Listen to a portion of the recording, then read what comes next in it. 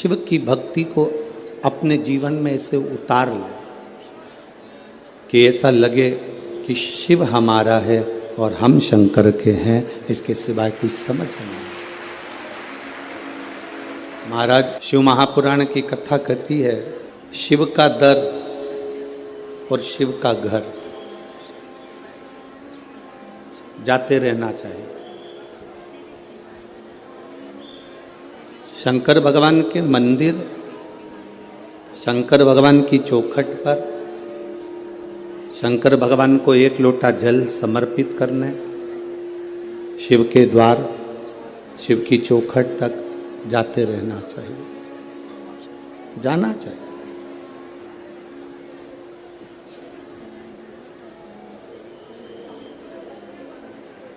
सारे घर द्वार जब छूट जाते हैं,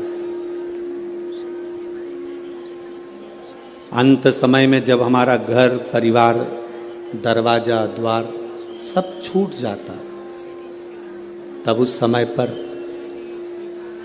इस शरीर में से प्राण भी छूट जाते हैं, इस शरीर में से प्राण भी निकल जाते हैं। अकेला शरीर, ये बॉडी, ये शरीर पड़ा रहता है।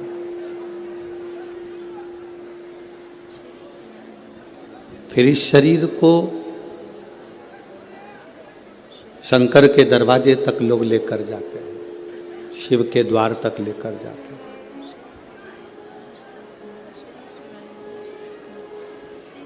सबका दरवाजा बंद हो सकता है, सबकी चौखट, सबका द्वार बंद हो सकता है, पर मेरे महादेव का दरवाजा कभी बंद नहीं होता। मेरे शिव का द्वार, मेरे शंकर की चौखट कभी बंद नहीं। जैसे मौत का कोई समय नहीं होता, मृत्यु का कोई समय नहीं होता, शिव महापुराण की कथा कहती है, वैसा ही भगवान शंकर की भक्ति का कोई समय नहीं होता, कमी नहीं आती। उसी तरह इस हृदय को शिव तत्व में समाहित कर कर रखना, समाहित। एक कथा आप लोगों ने सुनी होगी, महर्षि वर्तंतु।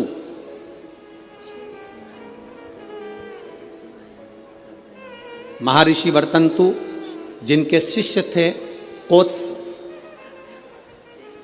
जिसका नाम था कोत्स। महर्षि वर्तंतु के शिष्य कोत्स बड़े आज्ञाकारी थे कोत्स, और वर्तंतु जो कह देते थे, महर्षि वर्तंतु जो बोलते थे, वो कोत्स वो सुनता था। महर्षि वर्तंतु का एक काम बड़ा प्रबल था, वो कोत्स से हमेशा कहते थे कि पार्थिव लिंग का निर्माण करो, मैं पूजन करने आ रहा हूं। पार्थिव लिंग का निर्माण करो, मैं पूजन करने। ये वर्तंतु ऋषि, महर्षि वर्तंतु कोत्स से कह देते। अब कोत्स का कार्य यह था कि वो रोज एक पार्थिव शिवलिंग का निर्माण करता और अपने गुरुजी को आवाज लगाता, गुरुदेव गुरुदेव, गुरुजी पधारो, गुरुजी पधारो, आवाज लगाता। वर्तंतु महर्षि आते और पूजन करने बैठ जाते। बहुत सावधानी से स्मरण करना इस कथा का, बहुत सावधानी। अब पूजन करने वर्तंतु महर्षि बैठ जाते।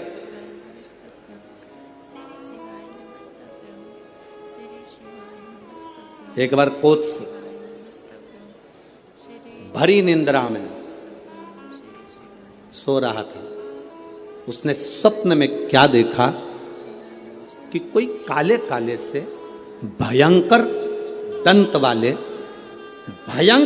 वाले आश्रम में प्रवेश कर रहे।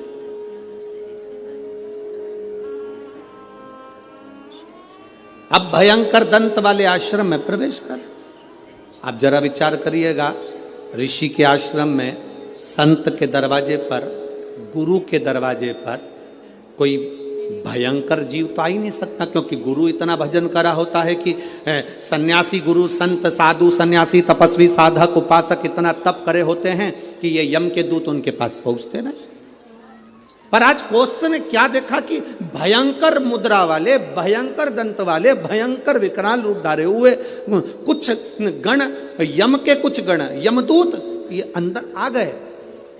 तो कौश क्या कर रहा है, उन यमदूतों से पूछ रहा है तुम कौन हो, कहां आए हो। कहा वर्तंतु के पास में आए। क्यों? बस वर्तंतु के पास में हम पहुंचे उनको लेने के। ओ क्यों? उनको लेने के लिए तो बैकुंठ से पार्षद आना थे, उनको लेने के लिए तो बैकुंठ से विमान आना था, तो तुम उनको लेने कैसे पहुंच गए? उन्होंने तो शंकर की आराधना करी है, उन्होंने तो शिव की आराधना करी है। यमदूतों ने बड़ी सुंदर बात कही, वो आपकी भी बुद्धि में बैठना चाहिए। यहां जितने लोग कथा सुन रहे हैं और जितने आस्था चैनल पर फेसबुक पे सुन रहे हैं, आपकी बुद्धि में कौश की और वर्तंतु की ये चरित्र आपके जीवन में उतरना चाहिए। इन्होंने तो शंकर की आराधना करी है, शिव की भक्ति करी है। यमदूत कहते हैं हम इनको शंकर के दरवाजे तक लेकर जाएंगे, आधा समय ये शिव के द्वार पर रहेंगे और आधा समय हमारे साथ में रहेंगे। कारण क्यों? कहा ऋषिवर गुरुवर जब पूजन करने बैठते थे तो आधा कार्य वो अपने शिष्य से करवा लेते थे। बेटा फूल लेके आना, बेटा आसन बिछाना, बेटा ये सामान लेकर आना, बेटा वो सामान लेकर आना। एक स्त्री एक पुरुष स्वयं, आप अगर ठाकुर जी से सेवा करने बैठे हो, भगवान से लाड लड़ाने बैठे हो, भगवान की पूजन करने बैठे हो, भगवान की आराधना करने बैठे हो, तो अपनी पूजन की थाली स्वयं लगाइए। पशुपति व्रत करने वाली माताएं ध्यान रखेंगी इस बात के लिए। पशुपति व्रत की नियम, पशुपति व्रत करने वाली माताओं का नियम क्या है? कई माता कहती है हमने 2 बार व्रत कर लिया, भगवान हमारी नहीं सुना, हमने ये कर लिया, भगवान हमारी नहीं सुना। आप आए नहीं, सुबह हो गई, मेरी पूजा की थाली धरी की धरी रह गई। क्यों? उसका कारण क्या था? मतलब मेरी पूजा में कोई ना कोई कमी निश्चित। आपने पशुपति व्रत करा, भगवान क्यों ना सुने? क्यों नहीं सुने? कारण क्या है? थाली पूजन की लगा रहे हो, देवरानी का व्रत है, जेठानी सामान निकाल के दे रही है, देवरानी का व्रत है, जेठानी आटा सेक रही है सीरा बनाने के लिए, हलवा बनाने के लिए, जेठानी का व्रत है, देवरानी दूध में उकाल कर खीर बना रही है। व्रत तुम्हारा, साधना तुम्हारी, मांग तुम रहे हो। शिव महापुराण की कथा कहती है हिचकी चली, क्या बोलते हैं, हिचकी की डुचकी है, हिचकी। अब तुमको चल रही हिचकी, तुम अपनी पड़ोसन से जेठानी से कह दे मेरे बत्तल का हिचकी ले ले, ले हिचकी लेगी जेठानी? सिर तुम्हारा दुख रहा, गोली निकाल कर जेठानी को दे दो, खा ले, वो पूछे क्यों? मेरा सिर दुख रहा है। हो सकता है? जम के बोलो। छींक तुम्हें आ रही, छींक तुम्हें आ रही और तुम अपनी देवरानी से कहो छींक छींक जल्दी छींक, हो सकता है? नहीं, छींक तुम्हारी है, तुमको छींकना पड़ेगी। खांसी तुम्हारी है, तुम्हें खांसना पड़ेगा। शरीर में कष्ट तुम्हारे है, दवाई तुम्हें खाना पड़ेगी। उसी तरह व्रत तुम्हारा है, तैयारी तुम्हें करना पड़ेगी।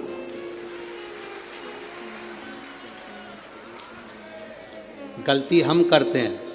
पशुपति व्रत का व्रत मैंने करा, मम्मी से कह के चली गई, मम्मी मेरा पशुपति व्रत है, मैंने शादी के लिए करूंगी या बच्चों के लिए करूंगी या इसके लिए करूंगी या उसके लिए करूंगी। मम्मी ने पूरी थाली लगा के दे दी, मेरी बेटी व्रत कर रही है, मेरी बेटी। मम्मी ने पूरी थाली लगा के दे दी, प्रसाद बना के दे दिया। बेटी ने 3 बार पशुपति व्रत कर लिया और काम नहीं हुआ।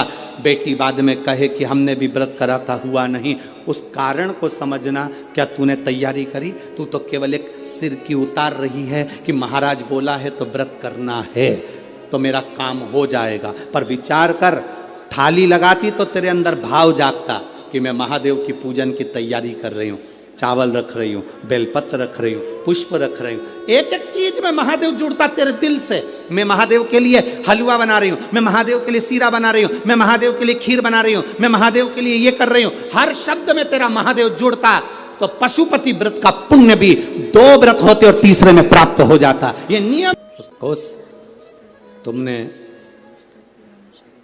पार्थिव शिवलिंग का निर्माण करा और निर्माण करने के बाद में तुम मुझे उस शिवलिंग को दे देते हो। तुम कहते हो कि मुझे यम के दूत लेने आए थे, पर वो कहीं ना कहीं उस क्रम में कहीं ना कहीं वो मुझे लेने के लिए आए, परंतु उस भोग को मुझे भोग शिव तत्व को भी जाना है और यमलोक को भी जाना।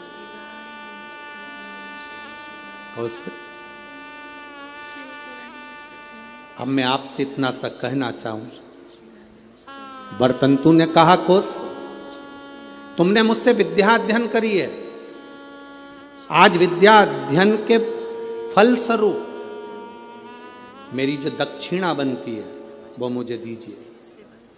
गुरुवर क्या दूं मैं आपको, बोलिए। शिव कृपा देखिएगा कितनी प्रबल है। केवल पार्थिव शिवलिंग का निर्माण कर देना, पूजन कोई करे कर रहा है।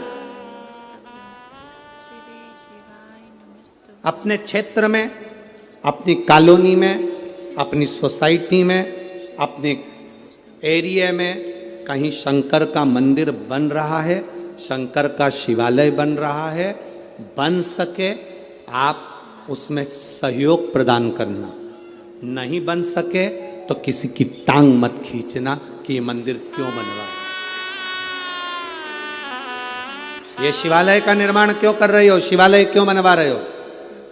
केवल शंकर भगवान के पार्थिव लिंग का निर्माण करने वाले उस कोष पर शिव कृपा कैसी होती है, वो कथा यहां वर्णन कर रहे। बरतंतु जी ने कहा, बरतंतु का अब बरतंतु ने कहा कोस, एक कोस मैंने जो तुमको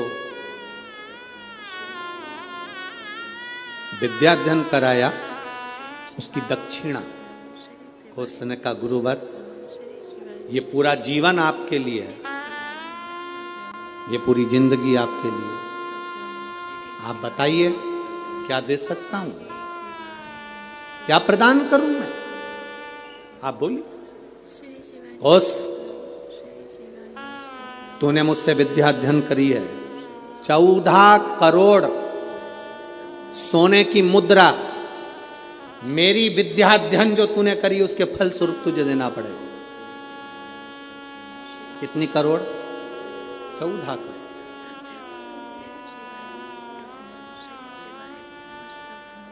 चौदह करोड़ सोने की मुद्रा। उसकी आंखों में जल भर गया, गुरुदेव मेरे पास तो इतना धन नहीं है, मैं 14 करोड़ आपको सोने की मुद्रा कैसे दे सकता हूं। फिर भी गुरु ने मांगा है, मैं लाकर जरूर दूं।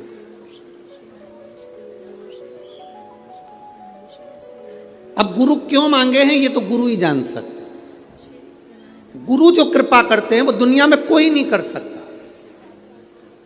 एक संत सदगुरु, शिव का उपासक, भगवान की भक्ति करने वाला, दिन रात शंकर का स्मरण में डूबने वाला, दिन रात राम नाम कृष्ण नाम की भक्ति में डूबने वाला, केवल उसकी आंख की दृष्टि ही पड़ जाती है तो जीव का कल्याण हो जाता है। वो सहज नहीं है गुरु।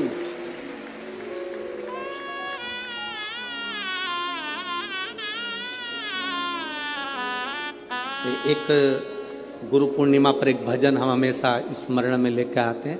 ऐसी प्रेम भिक्षा रे गुरु ने मंगाई, ऐसी प्रेम भिक्षा रे गुरु ने मंगाई, गुरु ने मंगाई, सतगुरु ने मंगाई, गुरु ने मंगाई, सतगुरु ने मंगाई। ये गुरु क्या कृपा करता है ये किसी को नहीं मालूम पड़ता। एक चेला, उसकी बहन की शादी गुरुजी से करा, गुरुजी मेरी बहन की शादी है, मैं जाऊं? जा। गुरुजी मेरी बहन की शादी है, गुरुजी ने कहा जा। गुरुजी मेरी बहन की शादी है, गुरुजी ने कहा जा। अब चेला जाने लगा तो गुरुजी ने कहा देख वो सामने एक झोले में अनार रखे हैं, ले जा। चेले को इतना गुस्सा आया, करोड़ों का धन गुरुजी के पास, क्या छाती पे बांध के मरेगा? इतना बड़ा मठ, इतना बड़ा मंदिर, इतनी प्रॉपर्टी, सारी दुकानें, सब कुछ। गुरुजी ने कहा वो अनार रखे हैं झोले में, ले जा। ठीक है, चेला कुछ नहीं बोला, अनार लेकर चले गए। रास्ते में जाते जाते चेला जंगल में पहुंचा। वहां के नगर का जो राजा था वो बीमार पड़ गया। नगर के राजा बीमार पड़ा तो उसको जो दवाई देना थी वो अनार के रस में देना थी। पूरे मार्केट में देखा तो अनार नहीं मिला, वृक्षों पर अनार नहीं मिला। सैनिक ढूंढते ढूंढते जंगल में पहुंच गए, इसके झोले में अनार मिला। इसने इनसे अनार मांगे, उसने कहा नहीं ये मेरे गुरुजी ने दिया है मेरी बहन की शादी के लिए, मैं नहीं दे सकता। जबरदस्ती अनार लिए, उसको बंदी बनाकर राजा के महल में ले गए। राजा को दवाई दी, राजा ठीक हो गए। राजा ने कहा अनार कहाँ से आए? ये लड़का है ना, ये बालक, इसके पास से। बेटा तुम्हारे पास अनार कहाँ से आए?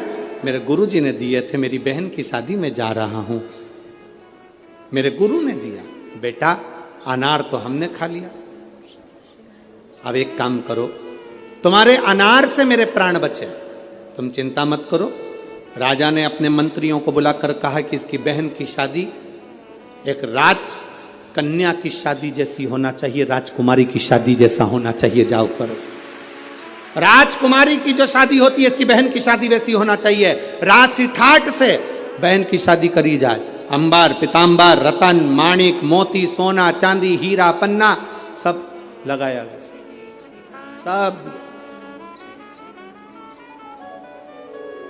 सब प्रदान किया। गुरु कभी भी लोगों को लगता है गुरुजी के पास इतना है तो गुरुजी हमको क्यों नहीं दे रहे? गुरु नहीं देगा।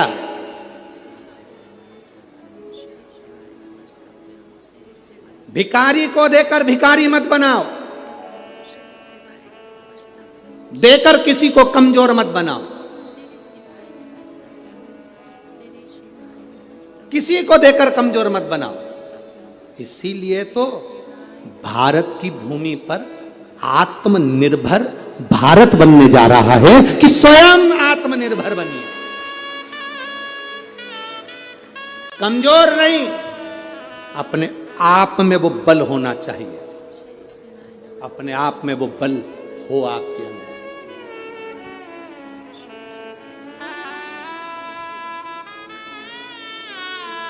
आज प्रेस वार्ता थी, मीडिया के एक बंधु ने एक प्रश्न किया कि कल आपने व्यासपीठ से कह दिया कि शास्त्र और शस्त्र उठाना चाहिए, आपने तो ये गलत कहा। हमने कहा आत्मरक्षा के लिए, स्वयं की रक्षा के लिए, धर्म की रक्षा के लिए और सनातन धर्म की रक्षा के लिए वो बहुत जरूरी हो गया।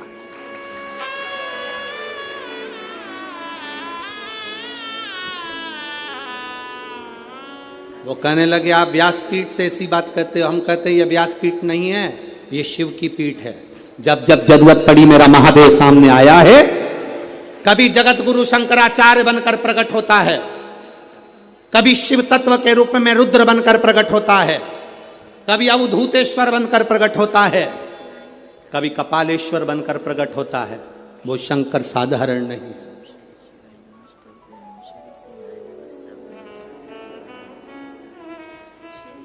शास्त्र की जरूरत जहां शास्त्र की है वहां शास्त्र की हो, जहां शस्त्र की हो वहां शस्त्र की।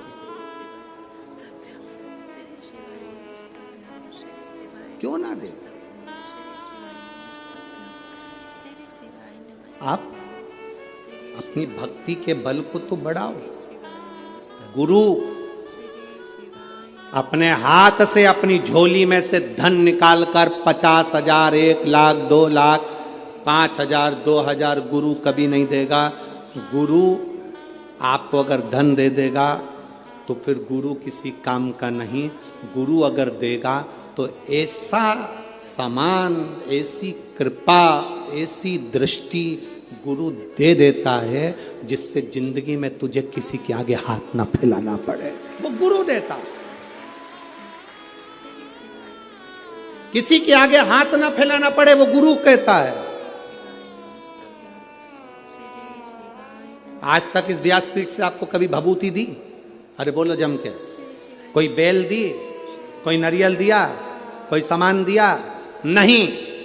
इस व्यासपीठ से केवल एक बात कही कि शंकर के मंदिर जाना, 1 लोटा जल चढ़ाना, उसके दरवाजे जाते रहोगे वो तुमको छोड़ेगा नहीं और तुम्हारी जिंदगी को सार्थक कर देगा।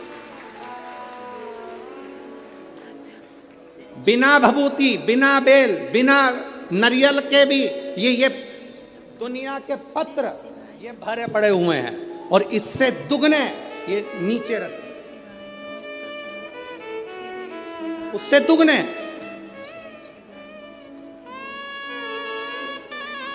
ये बिना भभूति के और बिना पत्र, बिना नारियल के और बिना बेल, ये पत्र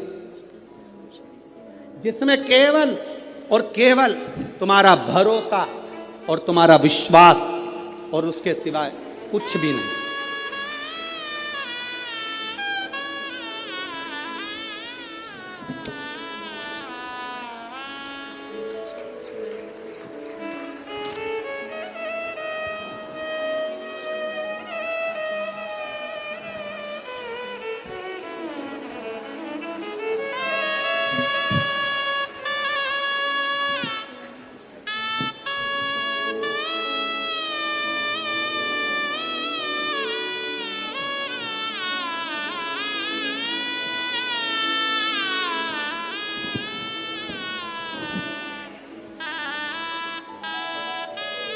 अब इसमें है क्या?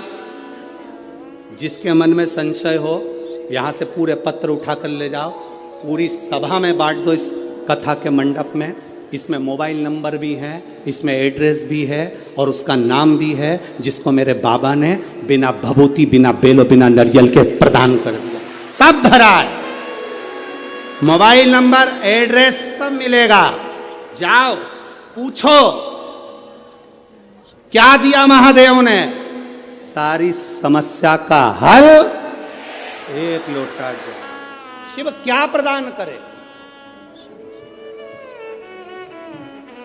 शंकर क्या दिए हैं ये शिव जाने। शंकर क्या प्रदान करे ये शंकर। अरे खाली ना जाता कोई दर से तुम्हारे, खाली न जाता कोई दर से तुम्हारे। अरे मैं भी खड़ा हूँ बाहें पसारे। मेरी जीजियों, दिल से अगर आपने सुना है ना, वो 3 महीना भी नहीं लगाएगा, 15 दिन में झोली भर देता है। अगर दिल से सुनी है शिव महापुराण की कथा, केवल छल कपट और हृदय में कहीं बेर भाव रखकर, कपट रखकर अगर सुनी है तो उसका प्रमाण भी वो दे देता है। दिल से सुनी वो दिल से देता है, खाली नहीं छोड़ता। मेरा महादेव, मेरा शिव। लोग कहते हैं गुरुजी शिव महापुराण में ऐसा क्या है? हम कहते हैं एच चूने से लिखा रहता है तो उसको हेलीपैड कहते हैं। हेलीपैड को देखकर हेलीकॉप्टर उतर जाता है, शिव महापुराण को देखकर मेरा महादेव उतर जाता है। ये वो हेलीपैड है। क्या देगा वो उसके ऊपर है। सीहोर वाला महाराज तो कल कथा पूरी कर देगा। 11 बजे कथा विराम कर कर 1 बजे यहाँ से सीहोर के लिए निकल जाएगा। जब तुम्हारा मन करे तब शंकर की आराधना करो। पितृलोक में दरवाजा है, पर कभी किसी ने सुना कि कैलाश पर दरवाजा है? कैलाश पर दरवाजा है क्या? नहीं। 8 बजे से दुकान पर बैठता है, रात को 10-10 बजे तक दुकान पर बैठता है, दिन भर मेहनत करता है। आप में से कितने लोग हैं जो दिन भर मेहनत करते हैं तो सोने की रोटी खाते होंगे, चांदी का कटोरा पूरा की पूरा खा जाते होंगे? अगर करोड़पति भी करोड़ों का धन कमा रहा है, गरीबड़ा भी अगर धन कमा रहा है, तो वो 2 रोटी ही खा रहा है। एक भिखारी हमारे दरवाजे पर जब भीख मांगने के लिए आता है, वो भीख मांगने नहीं आता, हमको ज्ञान देने आता है। भिखारी भीख मांगने दरवाजे पर आता है तो हमको ज्ञान देने के लिए आता है। भिखारी ये कहने के लिए आता है, भैया मुझे रोटी दे दो, भैया 2 रुपया दे दो। वो रुपया लेकर रोटी लेकर तुम्हारे दरवाजे के बाहर एकांत में बैठकर रोटी को खाता है। बोलो खाता है कि नहीं खाता? भिखारी जब दरवाजे पर आता है तो ज्ञान देने के लिए आता है, रोटी मांगता है, दरवाजे पर खाता है। दुकानदार के सामने भिखारी जब मांगने के लिए आता है तो वो ज्ञान देने के लिए आता है, दुकानदार से कहने के लिए आता है कि देख मैं भीख मांग कर खाता हूं तो भी समय पर रोटी खाता हूं, और तू दिन भर कमाता है तो भी रोटी तेरे नसीब में नहीं आ पाती। दिन भर कमाता है तो भी रोटी तेरे नसीब में नहीं आ पाती। 10 बजे का टिफिन तैयार है, पत्नी फोन लगा रही है, सुनो भोजन का टाइम हो गया, 11 बज रही है, 11:30 बज रही है, 12 बज रही है, स्वामी भोजन कर लो, स्वामी आओ भोजन कर लो। पत्नी पति को बुला रही, बच्चे बाप को बुला रहे, पापा समय हो गया अभी तक नहीं आए, भोजन करना है, पापा आओ।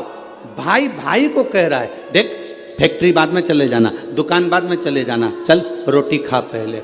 पत्नी रोटी के लिए बुला रही, बच्चे रोटी के लिए बुला रहे, पर अभी बस 2 ग्राहक और कर लूं इसके बाद आता हूं, 2 फाइल और निपटा लूं इसके बाद आता हूं, 2 काम और कर लूं इसके बाद आता हूं। और हम जिस रोटी के लिए कमा रहे हैं, जिस रोटी के लिए मेहनत कर रहे हैं, जिस रोटी के लिए हम 24 घंटे लगे हैं, मालूम पड़ा वो रोटी धीरे धीरे छूटती चली गई। 10 बजे रोटी खाने वाला 12 बजे खा रहा है, 12 बजे वाला 1:30 बजे खा रहा है। फिर बीमारी हो गई शुगर की, बीमारी हो गई बीपी की। कभी डॉक्टर तुम्हारा परिचित हो तो उससे पूछना कि बीपी और शुगर कैसे होते हैं। समय पर जो भोजन नहीं करता उसको बीपी और शुगर की बीमारी होती चली जाती है। समय पर जो अपनी जिंदगी को नहीं जीता उसको बीमारियां बढ़ती चली जाती है। पूछो कभी। एक भिखारी भी हमको ज्ञान देता है कि अपनी जिंदगी में जो हमने कमाया है उस कमाई का थोड़ा सा अंश हम अपने ऊपर खर्च करते हैं। हम कमाई का अंश, इस व्यासपीठ से कभी नहीं कहा आपसे कि आप अपने धन को किसी को दे दो, आप अपने धन को किसी को दान कर दो। हम कभी नहीं कहते इस व्यासपीठ से कि तुम तुम्हारी संपदा उठाकर किसी को दिया ना या किसी को दान करिया ना। हम इतना जरूर कहते हैं कि तुमने जो कमाया है, तुम जो कमा रहे हो उसको अपने ऊपर खर्च जरूर करना, जिससे लगे कि तुमने मेहनत कर कर कमाया तो अपने ऊपर खर्च किया। खर्च किया तुमने। स्त्री से कभी आयु नहीं पूछी जाती, पुरुष से कभी आय नहीं पूछी जाती, क्योंकि स्त्री कभी अपने लिए जिंदगी नहीं जीती। जीती है तो पहले माँ बाप के लिए, माता पिता ब्याह कर कर भेज देते हैं तो पति के लिए, पति के बाद में जब बच्चे आ जाते हैं तो बच्चों के लिए, फिर जीती है तो अपना पोता पोती नाती पंती के लिए। पूरी जिंदगी स्त्री अपने शरीर को अगर संभाल कर रखती है तो दूसरों के लिए रखती है कि मेरे बच्चे सुखी रह लें, मेरा परिवार सुखी रह ले, मेरा परिवार सुखी रहे, मेरे बच्चे सुखी रहें, मेरा कुटुंब सुखी रहे, मेरे रिश्ते सुखी रहें। स्त्री से आयु नहीं पूछी जाती, पुरुष से आयु नहीं पूछी जाती।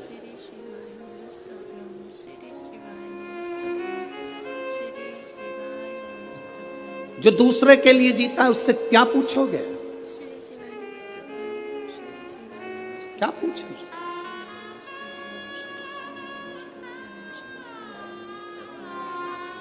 शिव कथा कहती है, मेरा भोला बाबा, मेरा शंभू, मेरा त्रिकालदर्शी, कैलाशी, अविनाशी। शंकर अमृत नहीं पिए हैं, विष पिया है। किसके लिए? दूसरों के लिए।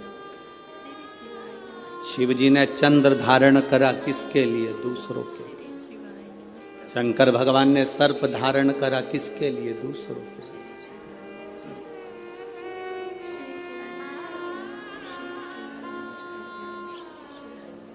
सर्वे भवन्तु सुखी। अपने लिए क्या रखा? क्या रखा? पार्वती जी ने पूछ लिया था भोलेनाथ जी से, बाबा आप सारी दुनिया को देते हो, अपने पास कुछ नहीं रखते हो, क्यों नहीं रखते? शिव जी कहते हैं, पार्वती मुझे रखने की जरूरत नहीं है। मैंने जिसको दिया है अगर वो उसका सही उपयोग करेगा तो उसका एक अंश मेरे पास आएगा। अगर उसने सही उपयोग करा तो उसका एक अंश मेरे पास में आएगा, मेरे करीब में पहुंचेगा। अगर वो सही उपयोग कर रहा है तो। आप किस चीज का सही उपयोग कर रहे हैं? नयन दिए मेरे धर्मा बाबा ने दर्शन करने के लिए। इन नेत्रों से हम दिन भर अपने मोबाइल को, अपनी टीवी को देखते रहते हैं। श्रवण दिए भगवान ने कथा को सुनने के लिए, हम इससे कथा श्रवण नहीं कर पाते। मुख दिया मेरे दातार ने भजन करने के लिए, हम भजन नहीं कर पाते। पाँव दिए मंदिर तक जाने के लिए, हम जा नहीं पाते। हाथ दिए जनमानस की सेवा के लिए, हम सेवा नहीं कर पाते। शरीर का प्रयोग करा कहाँ? मुख का प्रयोग करा मदिरा पीने में, शराब के नशे में, गंदे नाली के पानी में। कान का प्रयोग करा निंदा और चुगली और गाली सुनने में। नेत्रों का प्रयोग करा गंदी चीजें देखने में। पाँव का प्रयोग करा गंदी जगह जाने में। हाथ का प्रयोग करा गंदी वस्तुओं को छूने में। हमने प्रयोग करा क्या?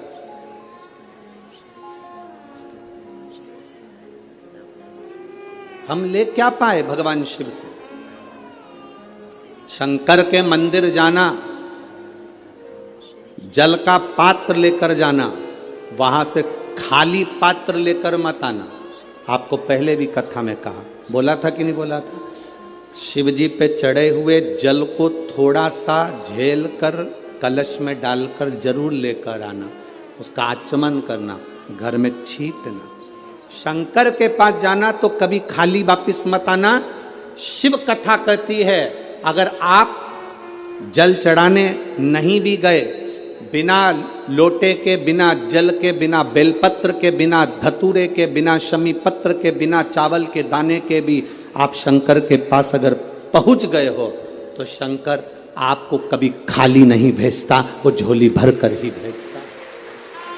शिव भक्ति होती ही ऐसी है।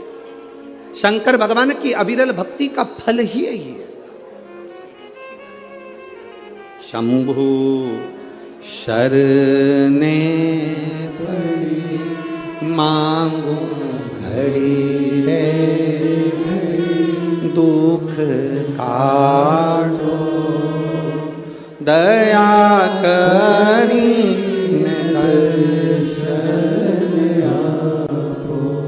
शिव कथा कहती है, भगवान की शरणागति के करीब में जब हम जाएं तो हम भगवान से कुछ मांगे चाहे ना मांगे, वो दिल से देता जरूर है, दिल से देता। आप लोगों से एक बात पूछे क्या?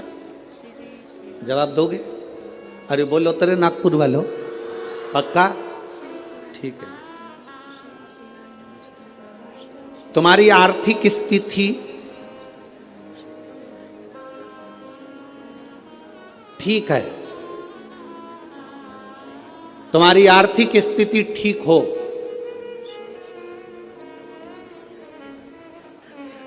और मानसिक स्थिति ठीक नहीं हो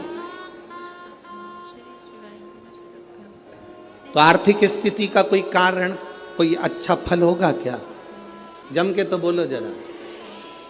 और अगर तुम्हारी आर्थिक स्थिति ठीक नहीं हो, तुम्हारे पास में धन नहीं हो, ज्यादा गाड़ी बंगला नहीं हो, और तुम्हारी मानसिक स्थिति ठीक हो, तो उसका फल होगा कि नहीं होगा? होगा ना। उसका फल, यही नागपुर की कथा, आज चतुर्थ दिवस की कथा प्रत्येक मानव के जीवन में जानना चाहिए। तुम्हारे घर में धन बढ़े चाहे ना बढ़े, पर तुम्हारा मन और तुम्हारी बुद्धि, चित्त तुम्हारा अच्छा होना चाहिए, तो तुम्हारा धन अपने आप बढ़ जाए। आर्थिक स्थिति ठीक हो और मानसिक स्थिति ठीक नहीं हो तो धन का क्या करोगे? पैसा क्या खाओगे कि डनलप के गद्दे को छाती पे धर के ले जाओगे? क्या करोगे उस धन का? आर्थिक स्थिति से ज्यादा जरूरी है मानसिक स्थिति ठीक होना। मन ठीक नहीं है, दिमाग ठीक नहीं है, बुद्धि ठीक नहीं है, चित्त ठीक नहीं है, तो करोड़ों का धन अलमारी में भरा रहे तो उसका मतलब क्या मतलब? सारे देवताओं में, 33 कोटि देवी देवताओं में, सारे देवताओं की आर्थिक स्थिति बिल्कुल ठीक है। करोड़ों का धन है, संपदा है, सुख है, वैभव है।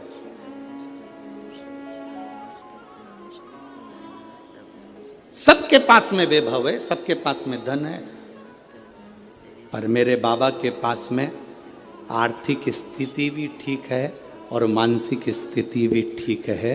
वो दुनिया के मन को अपने कंट्रोल में रखते हैं।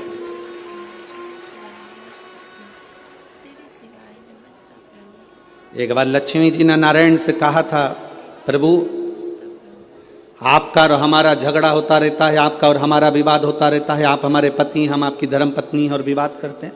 ब्रह्माणी ब्रह्मा जी से कहती, आप और हमारा विवाद होता रहता है। धन बढ़ गया, पर घर में सुख भी तो होना चाहिए। शिव भगवान नारायण ने कहा, लक्ष्मी घर की मानसिक स्थिति ठीक करने का सबसे सुंदर तरीका है, सबसे सुंदर तरीका, लक्ष्मी शिव की आराधना करो। लक्ष्मी जी ने कहा, मैं शंकर की आराधना? हाँ। लक्ष्मी जी ने कहा, आप कह रहे हो बिल्कुल सही है। मेरी मां, लक्ष्मी जी की मां का नाम क्या था? भगवान नारायण की सासू का नाम क्या था? ख्याति देवी। क्या नाम था? ख्याति देवी। लक्ष्मी जी की मां, भगवान विष्णु जी की सासू ख्याति देवी। लक्ष्मी जी कहती हैं, मेरी मां ने भी मुझे कहा था कि जब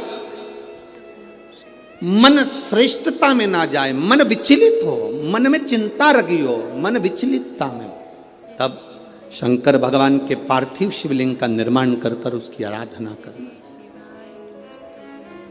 आप रोज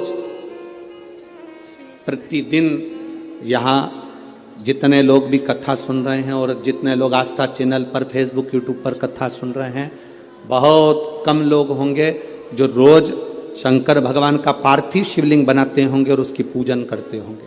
बहुत कम लोग होंगे जो पार्थिव शिवलिंग का निर्माण कर कर उसका पूजन करते होंगे, बहुत कम लोग। अगर हम रोज पार्थिव शिवलिंग का निर्माण नहीं कर सकते, हम रोज भगवान शंकर के शिवलिंग का निर्माण कर कर पूजन नहीं कर सकते, तो कम से कम एक काम हम रोज कर सकते हैं, अपने घर से जल ले जाकर शंकर जी को समर्पित कर सकते हैं, जिससे बाबा हमारे हृदय की दशा को जाने।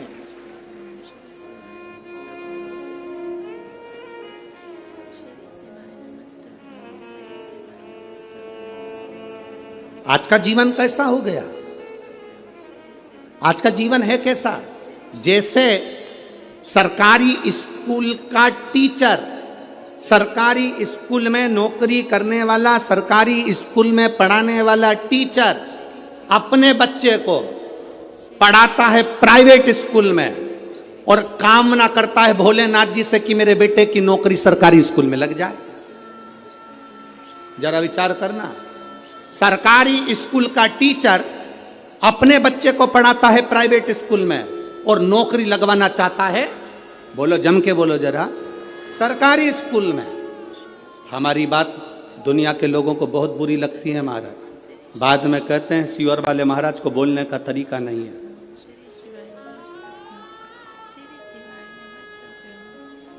तो तुम जिस दिन तरीके पे आ जाओगे तो हम भी तरीके से बोलना प्रारंभ कर देंगे, उसमें क्या दिक्कत, उसमें क्या टेंशन।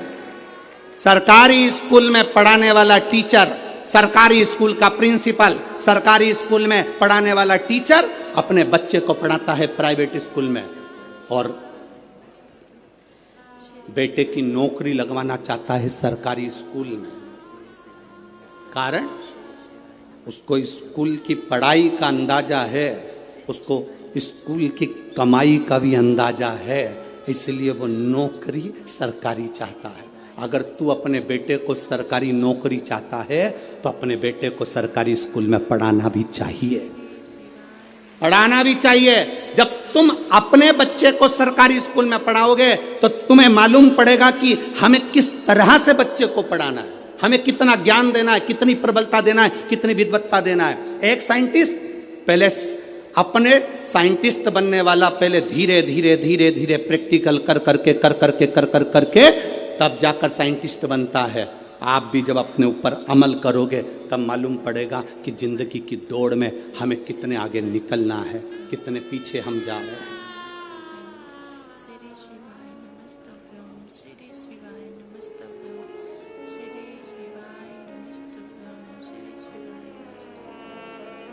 कितने पीछे जा रहे हैं।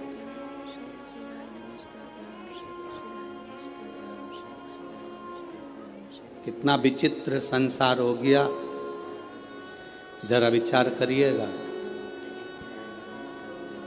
वो तो अब शिव महापुराण की कथा होती है तो ये लाखों की भीड़ अब जुटने लगी है, अब आने लगी है।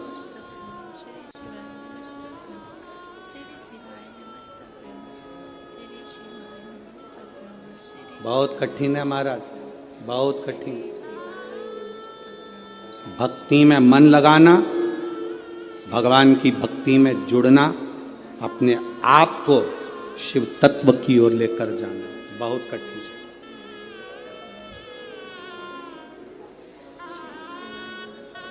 अपने भीतर से शंकर की ओर जाना। आप में से कई माताएं बैठी हैं जो बात बात में कह देती घुटने काम नहीं कर रहे।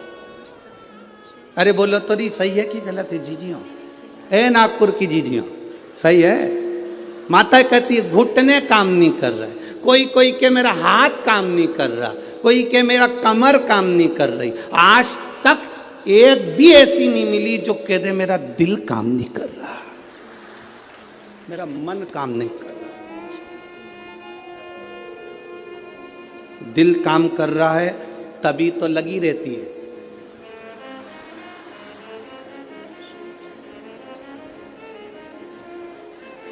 घुटना भले काम नहीं करे पर दिल,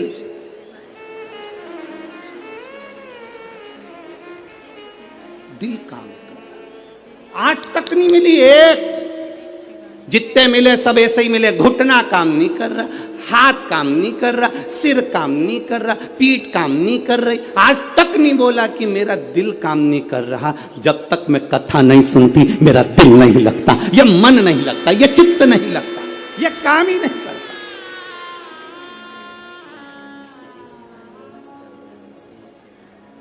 ये दिल नहीं लग रहा, ये मन नहीं लग रहा।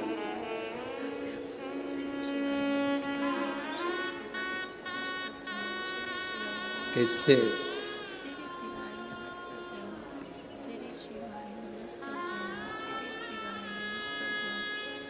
भगवान शंकर की भक्ति के बिना ये मन कैसे लग जाए? कैसे? अरे खानो नहीं भावे मन, पीनो नहीं भावे, दौड़ दौड़ मन सत्संग जावे। और मैं तो शिव की दीवानी ऐसी हो गई रे, सपनों में आवे मारे डमरू वाला। मेरे स्वप्न में मेरा डमरू वाला मुझे दिख रहा।